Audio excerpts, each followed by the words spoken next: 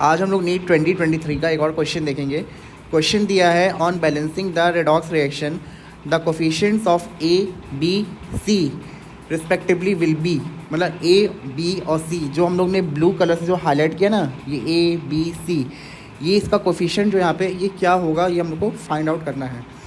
तो काफ़ी मतलब सिंपल है, बस इसमें हम लोग को ऑक्सीडेशन और रिडक्शन मालूम होना चाहिए। अच्छा, हम लोग को मालूम होना चाहिए पहली बात तो ये कि ये जो है इसका नाम क्या है, ये है डाइक्रोमेट।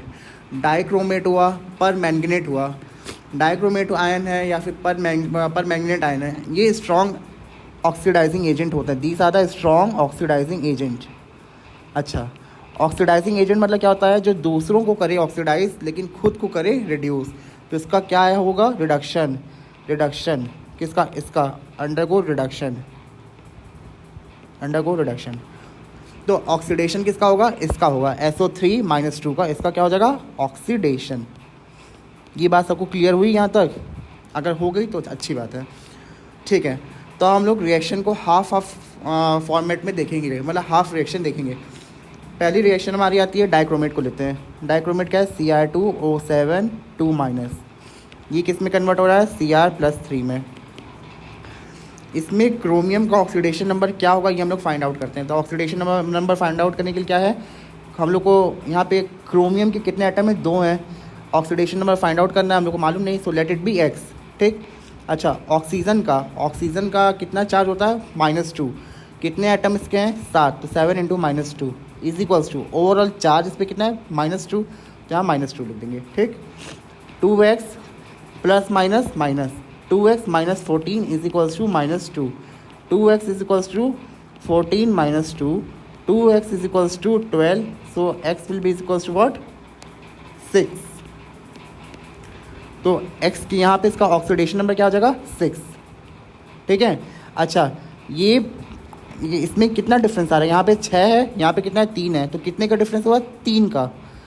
और यहाँ पे एटम कितने क्रोमियम के, 2, तो 3 × 2 दैट विल बी 6। ये सबको क्लियर हुआ, ठीक है। दूसरी जगह हम लोग देखते हैं किसका, सल्फाइड। ये सल्फाइड कन्वर्ट हो रहा है सल्फेट में। एक और बात, लोग बहुत कंफ्यूज होते हैं सल्फाइड में, सल्फाइड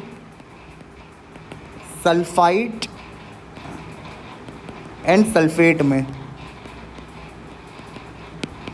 ये मालूम होना चाहिए। सल्फाइड टी जिसमें हमारा इसका होता है SO3-2, सल्फेट होता है SO4-2, ठीक है।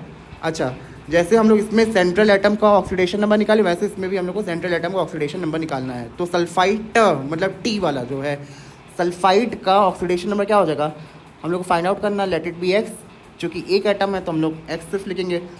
ऑक्सीजन का चार्ज क्या होता है हमारा, -2, ठीक, कितने एटम है, 3 है, 10 × 3 is equals to -2, x - 6 is equals to -2, x is equals to 2 -2 + 6, x is equals to 4। तो कितना इसका आ जाएगा चार्ज, यहाँ पे ऑक्सीडेशन नंबर +4। और सल्फेट का होता है 6 होता है, ये सबको मालूम है, लेकिन फिर भी हम लोग सॉल्व कर लेते हैं। तो यहाँ पे x लिखेंगे, सल्फर ऑक्सीडेशन नंबर हम लोग को मालूम नहीं है, लेट इट बी x।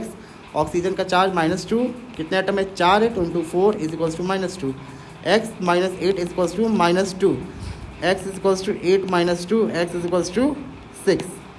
तो यहाँ पे 6 हो जाएगा +6। देखो कितने का डिफरेंस आ रहा है, यहाँ पे 4 है, यहाँ पे 6 है, तो 2 का डिफरेंस आ रहा है, ठीक है।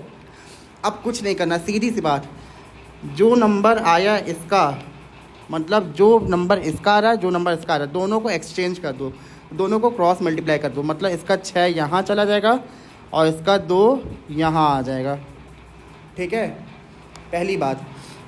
तो ये हो जाएगा। तो अब हम लोग इक्वेशन फिर से लिखते हैं, Cr2O7-2 plus sulphide plus H+, यहाँ पे H+ था ना, ठीक है। It leads to the formation of chromium ion Cr3+ plus sulphate plus